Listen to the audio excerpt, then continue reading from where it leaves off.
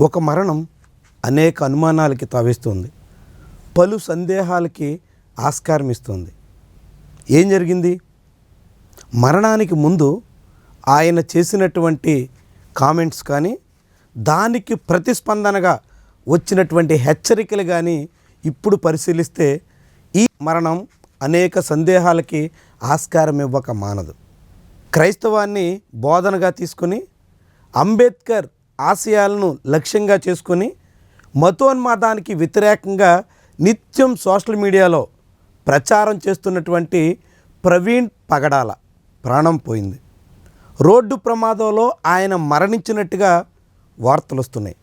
అయితే ఆయన మరణం మీద ఇప్పుడు పలువురు సందేహం వ్యక్తం చేస్తున్నారు. కారణం కూడా లేకపోలేదు.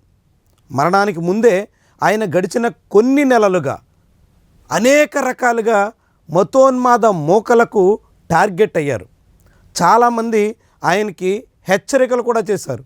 నీ అంతు చూస్తాం అంటూ వార్నింగ్ ఇచ్చినటువంటి బాపతు చాలా పెద్ద సంఖ్యలోనే ఉంది. అలాంటి వాళ్ళంతా ఏమైనా స్కెచ్ చేసి ఈయన ప్రాణాలు తీశారా? వాస్తవానికి రోడ్డు ప్రమాదంలో మరణించినట్టుగా చెప్తున్నారు. ఆ మరణించినటువంటి తీరు కూడా ఇలాంటి అనుమానాలకి ఆస్కారం ఇస్తోంది.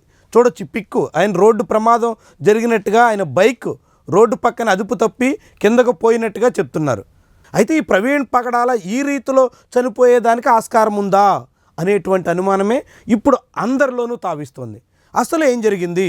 నిజంగానే ఇది రోడ్డు ప్రమాదమా, లేకుంటే ఎవరైనా ప్రణాళిక వేసి మరీ ఆయన్ని మట్టుబెట్టారా అనేటువంటి చర్చ ఇప్పుడు అందరిలోనూ తీవ్ర స్థాయిలో సాగుతోంది. ఈ విషయం మీద పోలీసులు పూర్తి స్థాయిలో దర్యాప్తు చేయాల్సినటువంటి అవసరం కనిపిస్తోంది. ఎందుకంటే ఆయనకు వచ్చినటువంటి వార్నింగ్ల లాంటివి, ఏకంగా డెత్ థ్రెట్ ఉందని కూడా ఆయన మిత్రులు చాలామంది చెప్పుకొస్తున్నారు.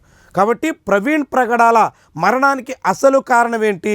ఈ విషయాన్ని పోలీసులు సమగ్రమైనటువంటి దర్యాప్తుతో తేల్చాల్సినటువంటి అవసరం ఉంది. ఎందుకంటే ప్రవీణ్ పగడాలకి ఉన్నటువంటి హెచ్చరికలు కానీ, ఆయన మీద గతంలో అనేక మంది ఇచ్చినటువంటి వార్నింగ్లు కానీ, ఇవన్నీ పరిగణలో తీసుకుంటే ఈ ప్రమాదం ఇది ఒట్టి ప్రమాదమేనా, లేకుంటే ఎవరైనా కావాలని సృష్టించిన ఘటన అన్నది పూర్తి స్థాయిలో దర్యాప్తు చేస్తే తప్ప వెల్లడయ్యేదానికి అవకాశం లేదు. అందుకే చాలామంది ఇప్పుడు సోషల్ మీడియాలో కూడా ఈ వ్యవహారం మీద తీవ్రంగా స్పందిస్తున్నారు. పోలీసులు కఠినంగా పూర్తి స్థాయిలో సమగ్రంగా నిష్పక్షపాతంగా దర్యాప్తు చేయాలని ఆశిస్తున్నారు.